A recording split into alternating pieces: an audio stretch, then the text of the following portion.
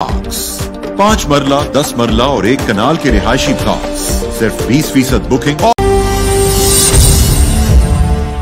नए army chief की तकर्रुरी में लेफ्टिनेंट जनरल मोहम्मद आमिर भी फेवरेट हैं। उनका ताल्लुक आर्टिलरी रेजिमेंट से है और इस वक्त वो गुजरांवाला कोर की कमान कर रहे हैं। लेफ्टिनेंट जनरल मोहम्मद आमिर इससे कबल GHQ में एडजुटेंट जनरल थे।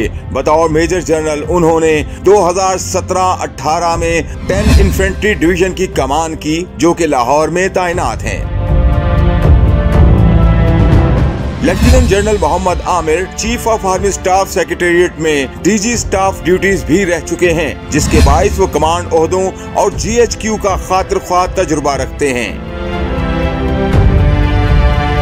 लेफ्टिनेंट जनरल मोहम्मद आमिर इससे कबल 2011-13 तक साबिक सदर आसिफ अली जरदारी के मिलिट्री सेक्रेटरी भी रहे हैं। अपने कैरियर के दौरान वो फैसला साजों के बहुत करीब रहे हैं।